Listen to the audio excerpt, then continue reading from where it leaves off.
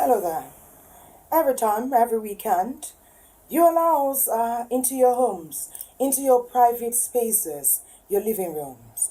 Time spent with family and friends. We appreciate it. And whenever we do this together, we ensure that information we bring for you will impact you positively. It's often knowledge based, and today is no different.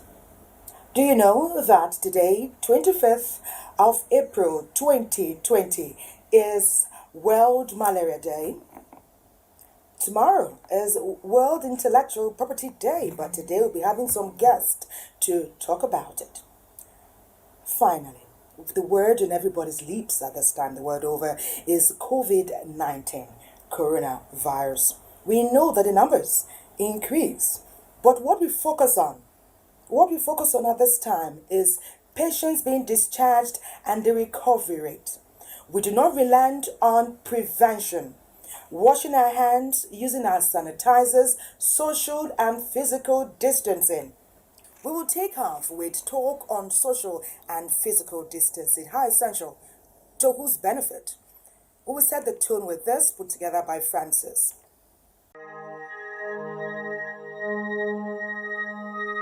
As the coronavirus pandemic continues to spread every day, the need for citizens to adhere to all precautionary measures cannot be overemphasized. One of such measures is social distancing. Social distancing is consciously giving space. It depends on giving space from you and the next person. And it's very important because of the situation all over the world. And some people think that distancing yourself with the constant lockdown of the government, they think the government is doing that to their detriment. It's not.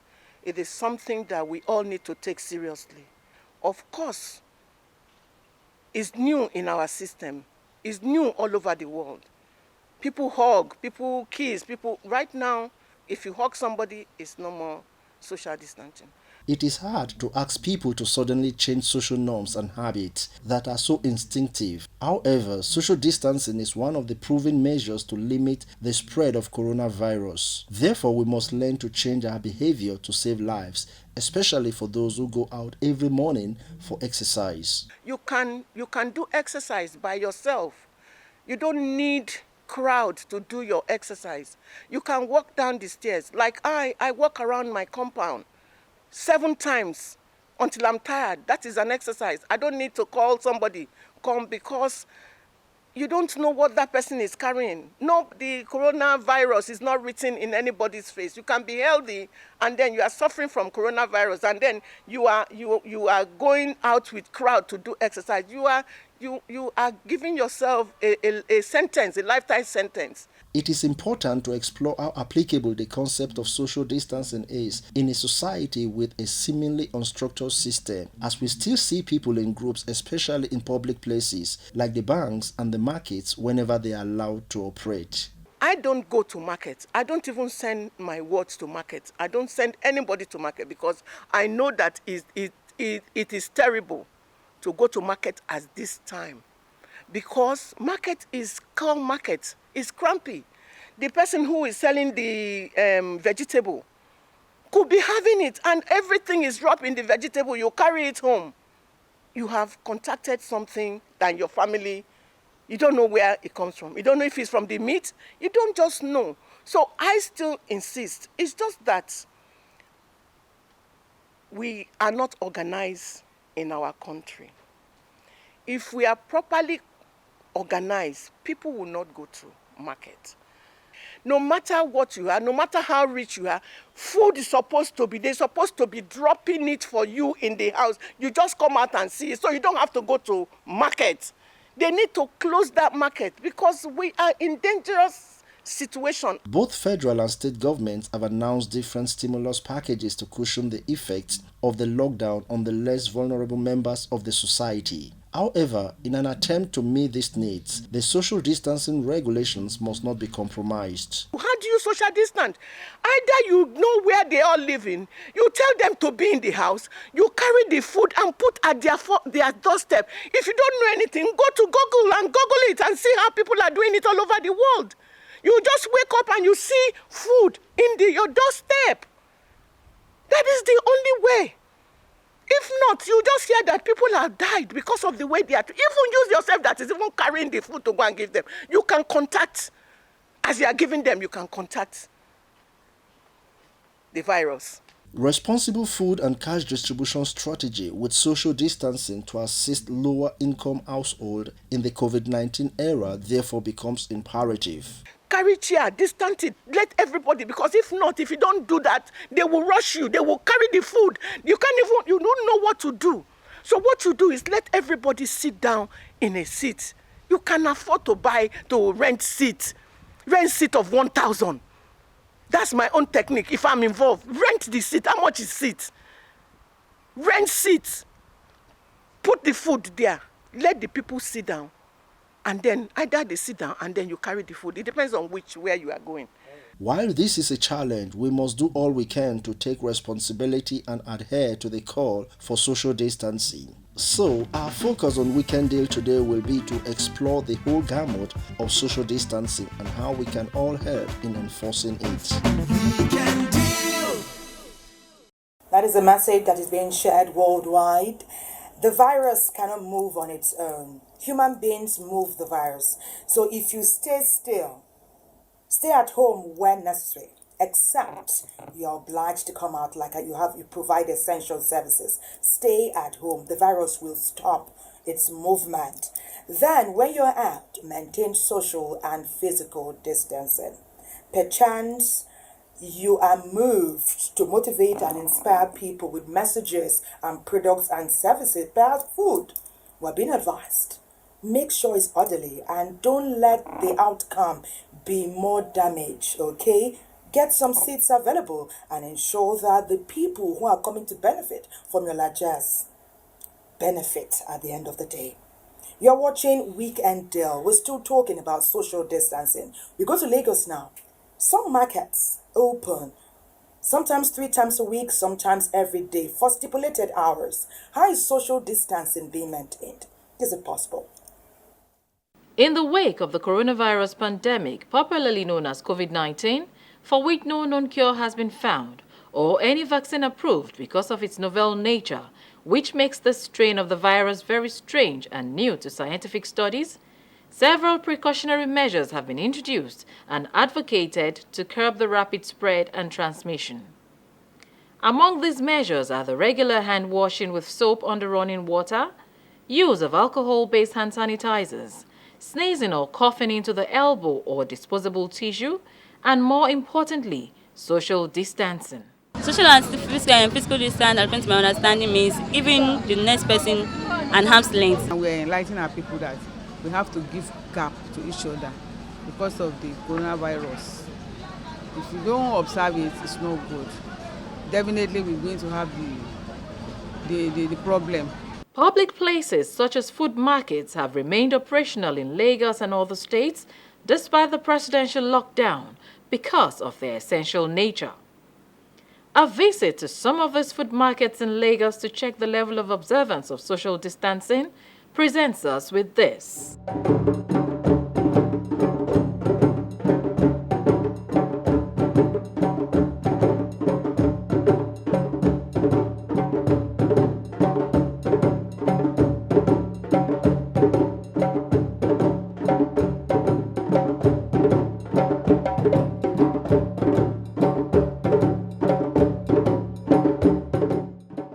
With the advent advice by the government at all levels, advocacy and public service announcements by various media, one begins to wonder how much or truly Nigerians understand the need for social distancing.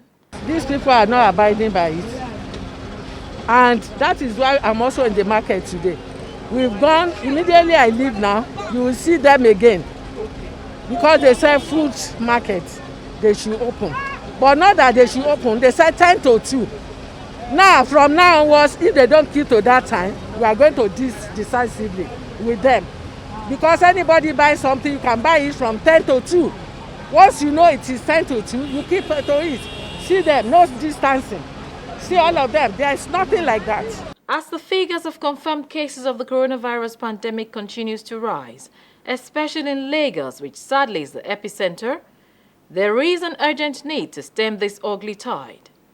Social distancing is essential to our survival as a people and must be observed at every point in our lives. Stay safe to stay alive. Maintain social distancing. You need to be safe so you can be alive. And one essential way to ensure that that happens during this period is to maintain social and physical distancing. Thank you, Lola Diadenja Dele. That feature reached us from Lagos.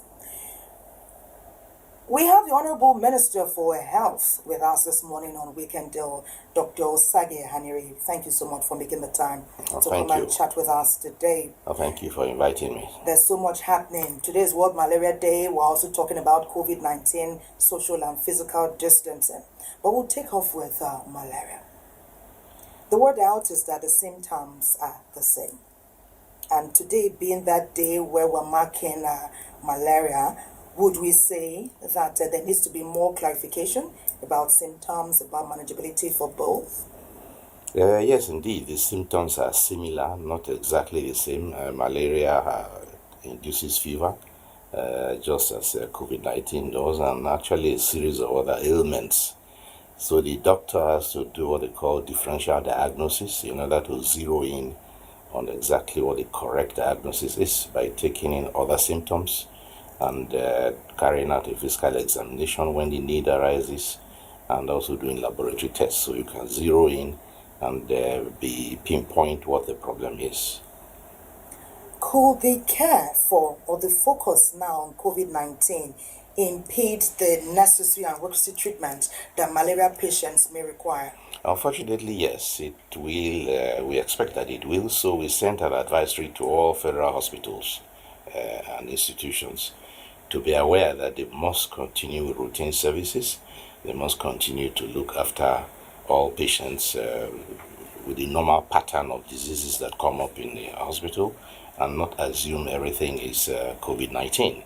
So that advisory has gone out. It's also important relationship to antenatal care, routine immunization, and so on. So usual normal services should continue as much as possible and should not be disrupted by the COVID-19 episode. At the same time, they must maintain a good index of suspicion for COVID-19 and know that if you do not have the conviction that this is malaria, then think of COVID-19. So you have your mind wide open and be able to know the difference between one and the other as quickly as possible. Finally, as we round off on this talk about malaria, as we mark this day, is there any special message we're sending out to Nigerians? Well, what I urge Nigerians to do on World Malaria Day is to look after themselves, look after their family. If you have a fever, go immediately to a hospital or make a call to a call center. And if you can do a rapid diagnostic test, that will be done. And if it is malaria, you'll get a treatment for it. But if you're not better or if you have additional symptoms, know that you need to seek more help and get a test done that will help to pinpoint the diagnosis. Thank you. We're going to be talking further with the Honorable Minister for Health, but we'll take a break now. We'll be back. Don't go anywhere. And remember that our program is interactive, so we expect to get your message so that we can share your thoughts and your ideas with our special guests. Don't go anywhere. Bye. The healthcare workers of Africa's most populous country are working overtime to meet the health needs of its 173 million people. As the coronavirus case numbers rise in the country, the efforts of healthcare workers on the front lines are bolstered by the federal and state ministries of health and the Nigeria Center for Disease Control, all working in tandem to contain the pandemic while keeping its frontline workers safe and secure. Even with the increasing numbers and awareness, healthcare workers remain at risk. Contagious infections like this, doctors are hugely at risk. They also pose a huge risk because doctors come in contact with infected people, infected surfaces, uninfected people, uninfected surfaces. How are the nation's healthcare workers being protected by the government? The most impactful measure has been keeping the public well informed of the targeted pandemic intervention. The federal government continues to support health workers through timely deployment of rapid response teams to harmonize the efforts of frontline workers. Also in place is a case management team to provide specialized training to healthcare workers to attend to patients in isolation and treatment centers.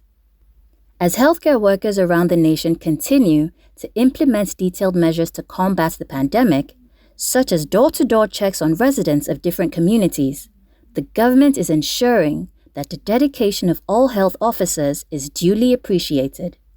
Through these challenging times, the federal government is undoubtedly working hard to protect its frontline responders and provide encouraging incentives to sustain them in the nation's fight against the coronavirus. Many thanks for that, Kachi. You know that many refer to our healthcare professionals as the heroes and heroines of the day, but we say all those who are providing essential services at this critical time are indeed the true heroes of great countries, just like Nigeria is. Before the break, we're talking with the Honorable Minister for Health, Dr. Osage Hanire, and we'll continue our discussion now. We're talking about healthcare professionals.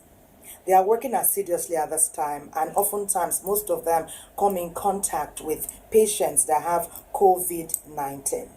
After they have talked to these patients, provided treatment and Medicare, do they just go right back home, or what happens? Those who are on the front line, we call them frontline health workers, they are very special to us, the most valuable assets in the entire health system. Because it's taken a long time to train them. They have received very good training and they answer to their calling very well.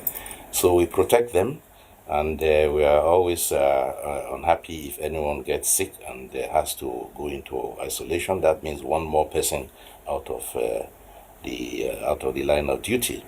So we generally will let them go on quarantine for 14 days after each shift, so that at the end of 14 days we find that they are safe enough for their families and can go back to their loved ones without risk of infection.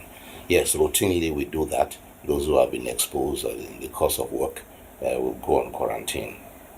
Is it working? It's working very well. It's working very well so far. We have a center where they do their shift change and get this service in their own interest and the interest of their families. Okay.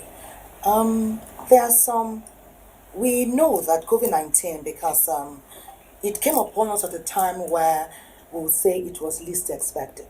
So there are special facilities that have some kind of equipment that can cater for this patient. But we hear of cases where hospitals receive patients and sometimes they are not adequately prepared. How does this come about? What should be the proper structure to receive patients with COVID-19?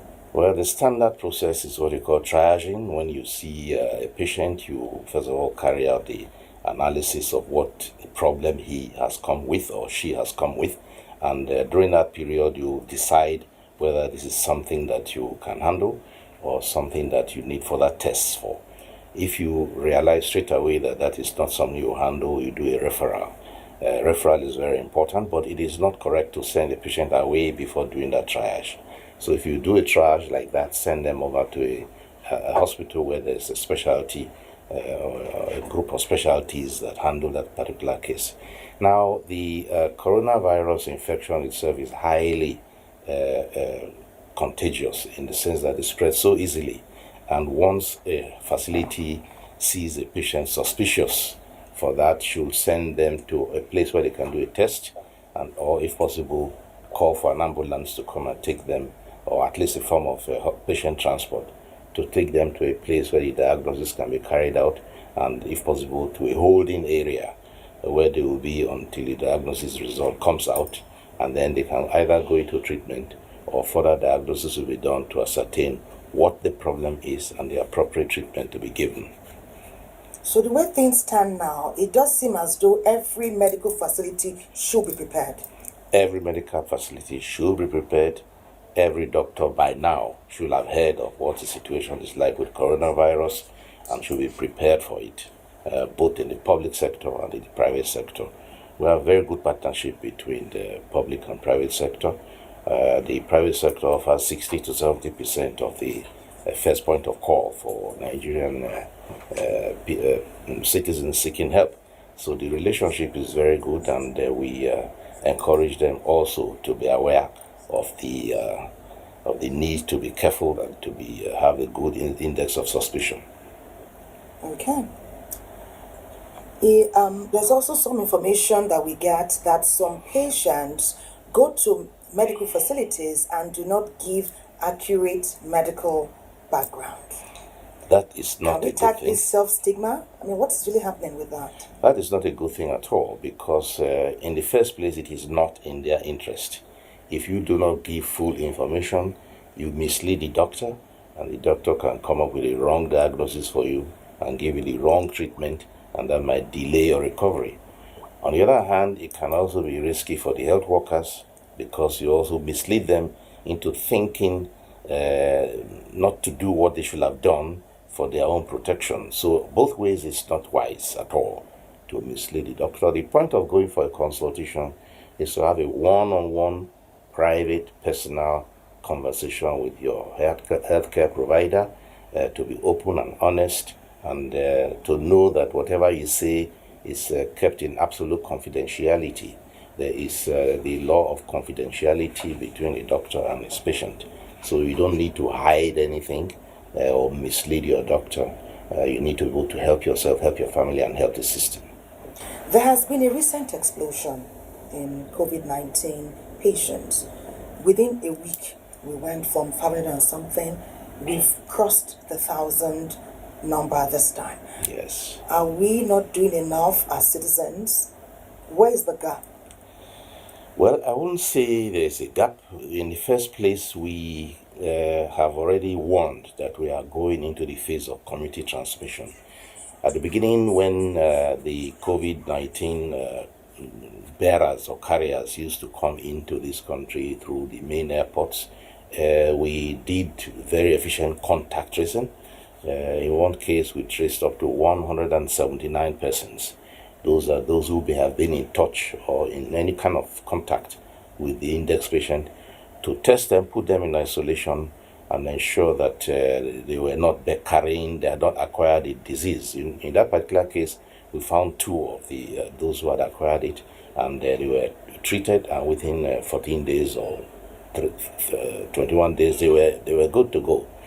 But by the time you find the infection now going into the communities, going into persons who neither traveled abroad nor had a contact with someone who had been abroad, and you cannot determine exactly where it came from, that is a phase we call community transmission. It's going on within the communities, and it's a period of concern. So we need to locate all of those positive patients. You look for the symptoms. You look for the cluster of where you might find a group of them. If, for example, you found 2 or 3 in a particular area, you might need to check the whole cluster in that neighborhood to track them down. And then there's also the fact that we have more laboratories, and there's more testing going on, there's more efficiency in collecting samples, and the turnaround time is improving. So we are not surprised that we are finding higher figures.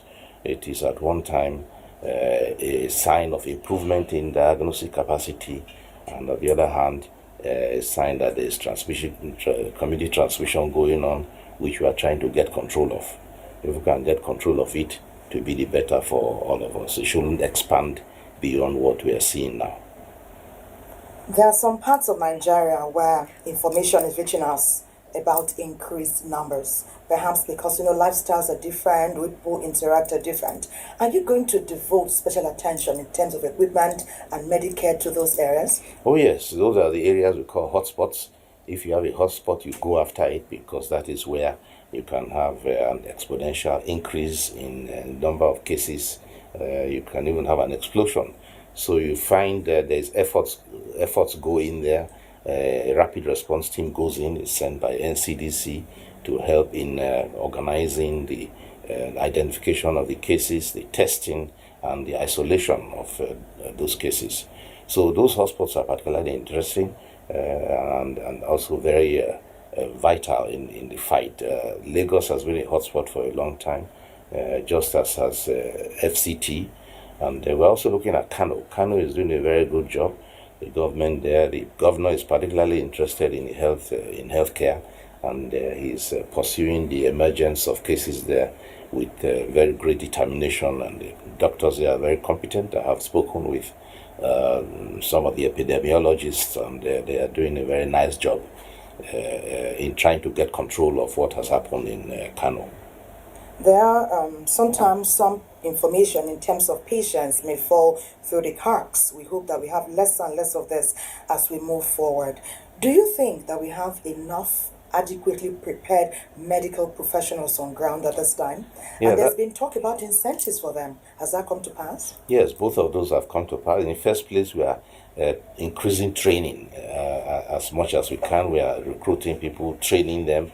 In fact, those who already had training are being trained specifically for the COVID-19 response. You have a peculiar and particular infection prevention and control protocol, which you imbibe in all healthcare workers so that they can do their job properly and also keep themselves safe. We do not want people becoming infected in line of duty. Now, at the same time, the remuneration is being worked out, compensation for those who put themselves at risk in handling this ailment. The presidential task force has been discussing it, and we have spoken with the various medical unions, and the details are being worked out. Of course, you have to talk with the Ministry of Finance about the providing the wherewithal to achieve this arrangement that is being worked out. And once it is worked out, I'm sure the health workers will be happy with it, and the confidence they need to know that they can work well for their country, and the patriotism that goes with it will be restored. Are you getting some information from countries that have handled this and seem to be succeeding? Are we getting some expert advice from them? That's a very good question. The first advice we look forward to is the World Health Organization. We have a briefing of the World Health Organization of global ministerial briefings every week, during which we tune in, listen to what's happening in various countries, listen to their responses, listen to their problems, and their the way they handle their cases. And we also offer insights into what we are doing and ask questions, particularly with regard to testing, case finding, compliance, treatment, and so on. So we do have that global exchange. We also have bilaterals. We have received conversation opportunities with South Korea. The ambassador has come to share their own strategy with us. We have received information from India. Just a couple of days ago, they sent a brochure of their own experience. We have also received information and support from China. They have shared their information, their experience with us. And the Americans have also visited, and they have shared their experience. In fact, they also provided us with a technical assistant in developing a new response plan, because we are developing a new response plan to the community outbreak that is beginning now, so that we have something that is coordinated and tailored to the present situation we are in, going beyond looking at one index case and its contacts. We are now going down to the community and using a new response plan. We would like you to use this medium as we round off this interview to perhaps talk about more philanthropy. Many of the messages I'm getting here from Nigerians is like they're still talking about the lockdown. They stay at home. that they want to come out because they want to work and they want to earn. About 10 messages I got here for you are about while we're at home, we want to come out, we want to work. Can we lean on the kindness that we know is integral with every Nigerian so that those who have been doing a little, maybe perhaps others, can be encouraged to do more, perhaps when they hear from you? Yes, that is good. We encourage all those who can give to give, all those who can support their communities to do that. But it's here like walking a thin line between what you need to do and the side effects it can cause. The virus is transported by people. And if a person has an infection and perhaps doesn't know it, and he goes about his normal duty of transaction, talking to Mr. A, Mr. B, without knowing it, he can pass it to them. And if you decide that you want to have a business deal in another state and you travel over there, you go in a bus and you are positive, all the other persons in the bus are negative. By the time you get to your destination, the likelihood or the possibility is that half of the bus is positive. And that's the reason why we fear for this kind of travel. And by the time you get to your destination, all the people you interact with, they are known as your contacts. And all these contacts are at risk of having taking this infection from you. And the most dangerous part of it, of course, is that some people will have that virus and they don't have a symptom.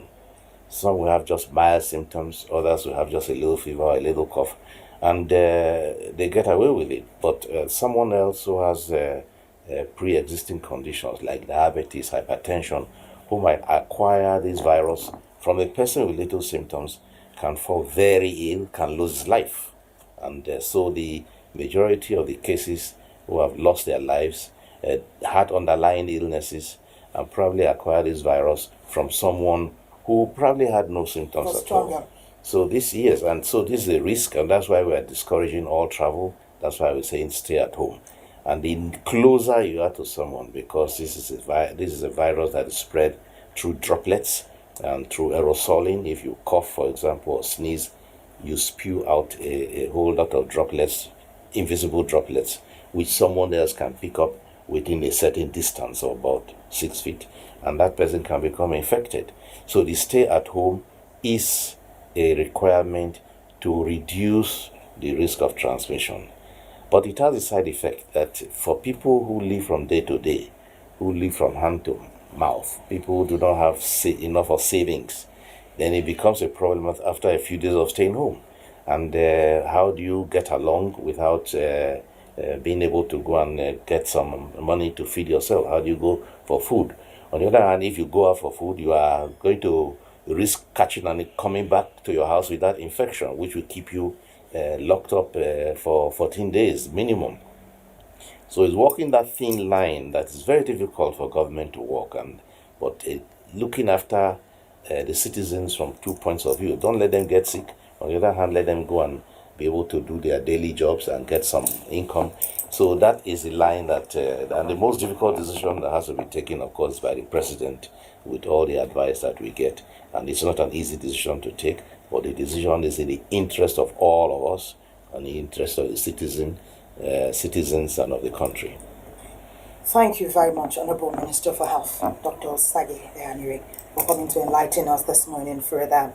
The battle is ours to fight and win, and together we stand a greater chance of surmounting these travels. Thank you. You're watching Weekend Deal. We'll take a break now, and when we come back, we'll bring you more features on social and physical distancing. Coronavirus, where the nickname na COVID-19, it not be big man who sickness, so if it catch anybody, according to World Health Organization, WHO, where then they call WHO, make I show you how the disease they take spread. Oga travel go abroad, come back with symptoms of COVID-19 infection. As he land for airport, driver go carry and come house. His wife and pikin welcome am. Cook arrange food for Oga. Houseboy and house girl pack Oga load enter house. Na so Oga begin spread this infection to him people. Driver go mechanic workshop, go spread am. Cook go open market to go buy 1 or 2 things. She go spread am too. Even house cleaner go back her house, go spread the same infection. Now so this coronavirus begin take style dey spread from family to we country people. So therefore, make we join hands obey all the instructions wey government and our medical people don give us. Wash your hands with water and soap regularly, or use hand sanitizer. No go join body for where people gather plenty. Maintain social distancing. Above all, stay una house as government don advise. Stop unnecessary waka about, so make we no spread this virus. Coronavirus. No be only big man like me dey catch o. If it catch anybody, even poor man himself fit get am. So, make we join hand together. Take stop with this deadly disease where they kill our people and they never get a cure. Together, we go overcome if we do all the things wey dem tell us to do.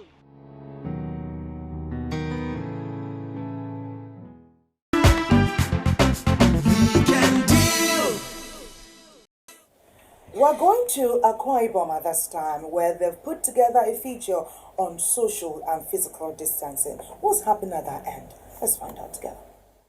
The beginning of every rainy season is considered a blessing to all farmers, as it is usually characterized by a beehive of farming activities, particularly in the rural areas where agricultural activities reside. This year, however, has not been an exception, even with the current global pandemic, COVID-19, which has slowed down economic and other forms of human activities.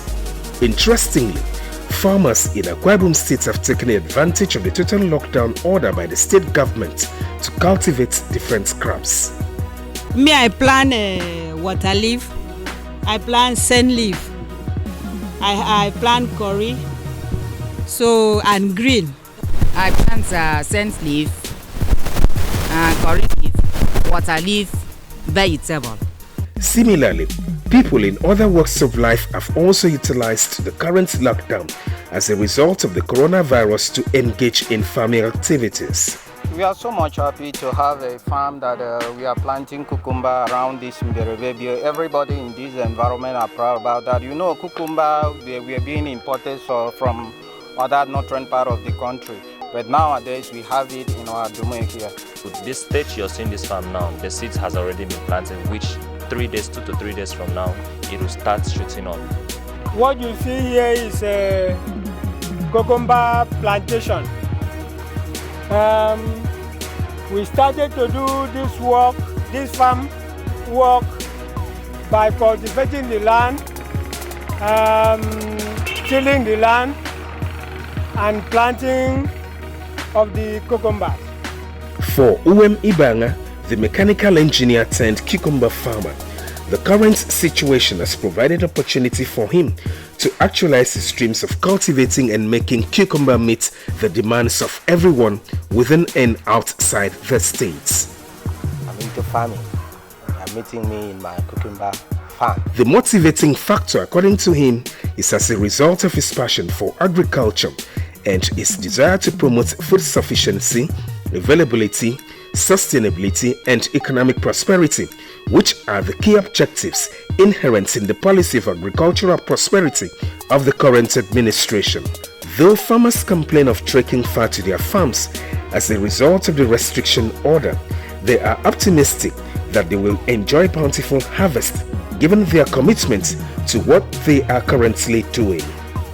This time around, this knockdown, because this is the season for planting, and if we stay in the house without planting this April, next season is not good for planting again. Because of long distance from Birebe down to Urodoma to come and plant, we don't see a road to pass to come and plant. That's why I come today as it's free day from now, maybe from now till 1 o'clock.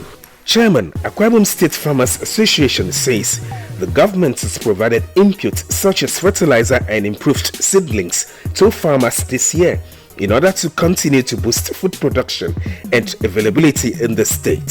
Farmers should be in the farm now by rights, but with this lockdown, most farmers cannot get to the farmlands. The state government at least on their own parts, gave us some farm input, so we are still expecting some to come, like the maize grains and some cassava cuttings. The only way is for us to go to the farmland and give them to the farmers. With increasing agricultural activities in Akwa Ibom State as a result of the stay-at-home order due to COVID-19, it is expected that farmers in the state in the next few months will enjoy bountiful harvest, while food will be available for all.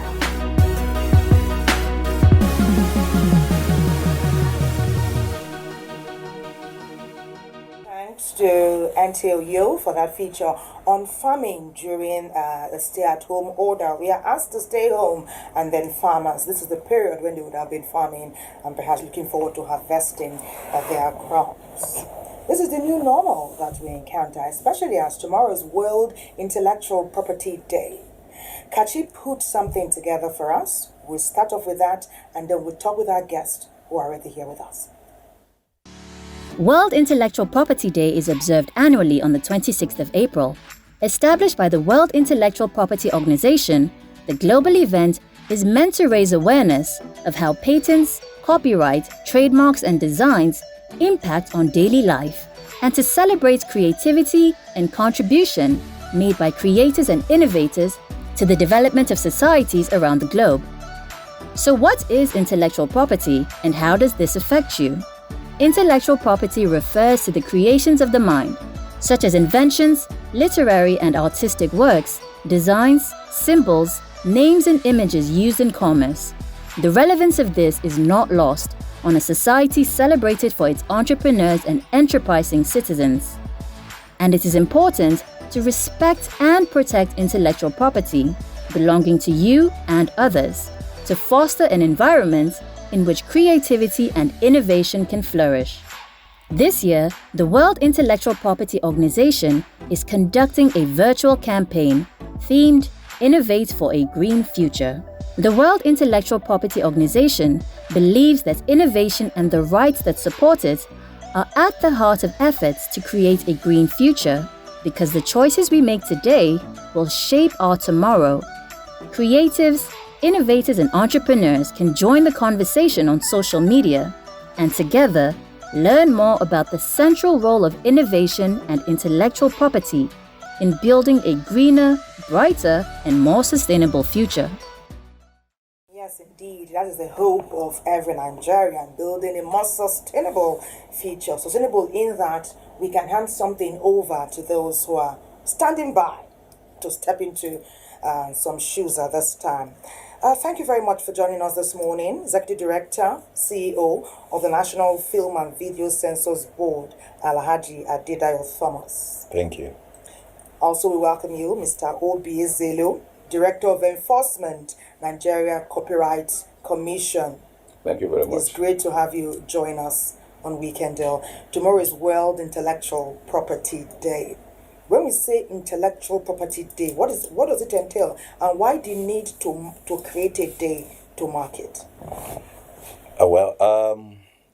Thank you so much again for bringing me here. The World Intellectual Day has to do with celebrating those with creative. Virtually every human being has a creative energy, creative thinking, innovations. But to celebrate those who actually come out with it and which has been making impact on the society itself. So there is a need for the entire world to celebrate creativity, that intellectual capacity of that person, because there are a couple of challenges, and for somebody to have sat down to bring such forth, to solve the solution of that society, of that particular thing, then it's creativity, and it comes from the intellectual thing. So those people need to be celebrated. And it's one of the major reasons why 26th of April has always been dedicated to be the World IP celebration.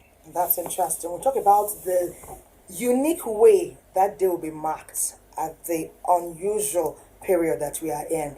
But let me talk to you, Mr. Ezelo, Director Enforcement, Nigeria Copyright Commission. We do hear that the laws and the policies are there. Usually the challenge is in the enforcement of these copyright laws. Where are we at this time, and how can we galvanize as we mark this day, use as a platform to change the status quo? Well, yes, there are laws. We have the Copyright Act in Nigeria. There are also other laws on other Nigerian of intellectual property and all that. We know that this law has to be enforced, but it's not just about enforcement. It's about compliance. You know, the people out there, Nigerians, the whole world, need to appreciate the value of intellectual property. So in a period like this, when we're celebrating IP Day, we're trying to bring the values of creativity, the values of innovation. We're trying to get people to appreciate the need to respect this. It's not supposed to really be enforcement. People ordinarily should appreciate that it takes a lot for the creative ability of individuals to come up with these inventions, to come up with these creative works.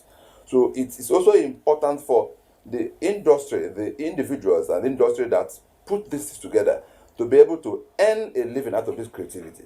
So we try to de-emphasize on making people respect this by virtue of enforcement, but getting people to appreciate this and to respect it.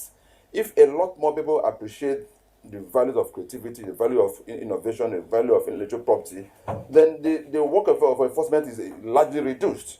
So this is one of the periods that we try to urge people to understand this and to know that if they are not protected, then we will not have further creativity, we will not have further innovation. Because if the industries that are sponsoring this, that are putting a lot of investment to get this creative work out, to get these innovations out, to get it running, if they don't, for example, break even, then there won't be need to put more investment into that sector. That will mean that creativity will reduce, innovation will reduce. Let us take, for example, the COVID-19 we are suffering now. There's a race in the whole world to find the vaccine. The cure. Now, all sorts of facilities, all laboratories are all at work. People are putting money to get this thing out. Now, if somebody does get it out, and after spending millions and millions of dollars, and he doesn't earn, at least earn that money back, why will he invest more money if another thing like this happens? So we need to, this is why we're trying to sell this story, that we need to appreciate creativity.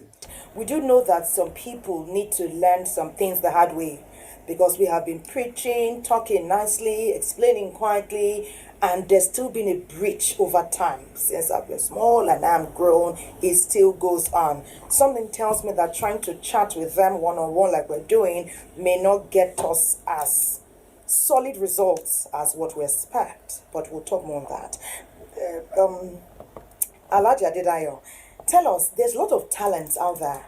So many people think they need large resources to get their work out, or to be noticed, or to get a platform. How are you using the census board to give them a platform and a voice to showcase what they have? Everywhere we go in the world, we hear that Nigerians are so talented, Nigerians are so creative. But there are many people, lots of talents are out there, not being harnessed. Where's the vehicle? You have a vehicle that can be utilized. How is it being utilized? Well, in the first place, when you look at looking for resources, looking for money or whatsoever to be able to do what you want to do, it's a different ball game entirely. That does not create wealth. What creates wealth is the idea. When you come out with such idea, which is solid, which of course part of what we're discussing, which is creativity, that is when the government can now look into it. And one of the ways the government look into it is giving us a sound policy, which of course is presently owned by the present administration. The sound policy gives you a better hedge to tap into whatever resources that must have been provided by the government. And in that light, you'll be able to now bring in your talent and move forward to it. For National Film and Video Census Board, there are a couple of platforms, there are a couple of opportunities that people can harness that. I'm very sure this program would not allow us to. But being a regulatory agency, when we get into that, look at the talent being wasted. We channel those talents into departments that will be a spring up for such talent. Those are the kind of things that we do in trying to make sure that creativity and innovation is sustained, and especially within the present periods that we have, which is COVID-19, of course. And that's, I guess that's one of the reasons why the World Intellectual Property Organizations decided to have the the theme this year as innovation for future innovation for green sustainable society, which of course is happening everywhere now. Look at the COVID-19 that's restricted all of us to a particular place. So the virtual sector of the society is mostly being utilized now to do something. These are the outcome of the spring of innovation in the society. Okay. There's so much innovation around us, and we hope they will have a springboard, like you are saying, so they can showcase what they have. They say necessity is the mother of invention, so no doubt people are working assiduously to create inventive ways to showcase their talent. We want to hear from Tanya Hill now, a female prosecutor from the United States Department of Justice. She will share something with us. Let's hear this.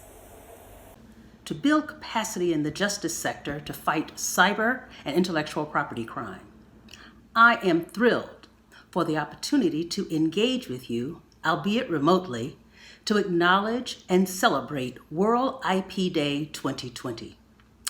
The theme this year, Innovation for a Green Future. The focus is on creative technology to support and help clean up the environment. Right now, we find ourselves deep in the throes of a global pandemic, but we're seeing incredible innovation regarding COVID-19. We've read credible news reports of ventilators made by the Nigerian military, your neighbor Ghana using drone technology to conduct broader testing more quickly in rural areas outside of the major cities. And Nigerians are creating applications for detecting fake drugs, which brings us to the theme of the Nigerian-produced film you'll see, Fishbone. Among the consequences of the coronavirus pandemic has been a tremendous drop in oil prices. Nigeria's reliance on oil could very well be outstripped by her truest, most valuable asset, her people. With their intelligence, their resourcefulness, their many talents, Nigeria is rich indeed. Stronger IP protections would provide that greater incentive to her amazing people to foster and support economic growth with greater diversification of Nigeria's economy. The World IP Organization recognized this potential creative wealth by placing only its 7th external office here in Nigeria. So we acknowledge and celebrate World IP Day, encouraging green innovations while also navigating a global pandemic. Recognize that in these times, counterfeit medicines can be an even greater temptation for criminal organizations. Be cautious of unsolicited healthcare fraud schemes and claims of guaranteed cures. Keep an eye out for alerts about fake cures. Take care of yourself. Be safe. And at the same time, let's recognize and protect all the creative juices that are needed for a greener future as we celebrate World IP Day 2020. Thank you very much, Tanya Hill. That was quite a powerful message, and I'm sure it resonated with every Nigerian who was listening. We're talking with Executive Director, CEO, National Film and Video Censors Board, Adedayo Thomas, as well as Mr. Obi Ezelu, Director of Enforcement, Nigeria Copyright Commission. We just heard Tanya Hill's message, very powerful. I would like us to get a visual interpretation of the fishbowl. When we come back, you tell us a bit about what went into it and who it's meant to have the most impact on. Fishbone, let's see this.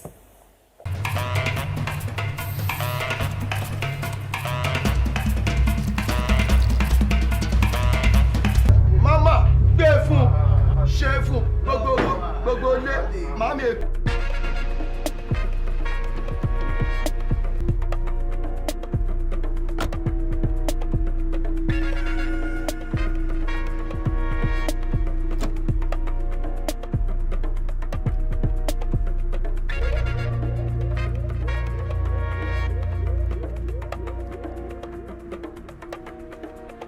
Oga, well done. I beg, I won't buy cough syrup for small children. This is for 400 naira. 400 naira. What's happen? Don't be 250. Not only 250. 200. Okay, 300 naira I get to. 300 naira give me for house. When I bring money. Take. Shebi madam don't warn you say make you only dey buy drug for Island Pharmacy. You know say Island people that takes the cost. This drug for buying for Island 3,000 naira. How much you buying for you? 300 naira. Grace. Take. Waiting. Take you. Waiting with this. Take your share. Grace. My grandbaby, where is my grandbaby? You know, put her to sleep for what reason? Oh, it's so good to see you, darling.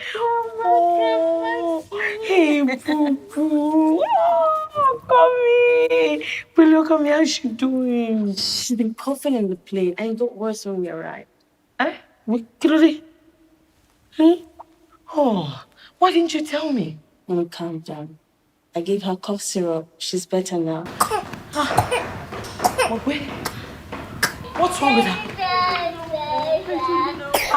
When last did you give her medication? I was so good. Well, she's due for another one, Linda. It's okay. You should have given her another one in me. Wait. Sorry. Fine. The doctor says it's strong poison. Mama T, that codeine wey schoolboy bring na NAFDAC season. Want to say no to pill. I foresee at least make we no use them for children cough medicine. So you want me to waste money? No, Mama. But you know now, say that children medicine they move market. Last, the begin go sleep, they allow him mama rest.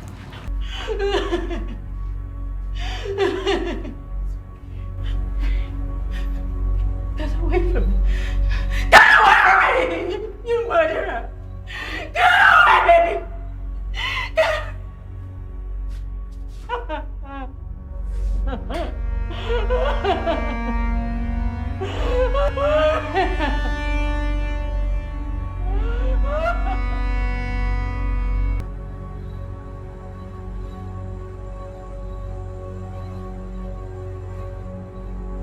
For us to surmount it and wrap it up quickly, we need to be doing it together. We can't do it half-heartedly. It has to be with our whole being, and that way we can succeed, we can surmount, and of course it will be business as usual. It's been fantastic having your company on Weekend Deal today, and I know that together we'll continue to spread the message of staying safe and prevention of this COVID-19. We'll do it again tomorrow. But before we go, we must remind you that at 9 a.m. today on the NTA network, all NTA channels are tuned to watch Fishbone to be on air, the full movie for you to enjoy and for you to learn from. We are here that the focal point is on victims. My name is Thelma. So thank you for your time. Have a great day and make sure you stay safe.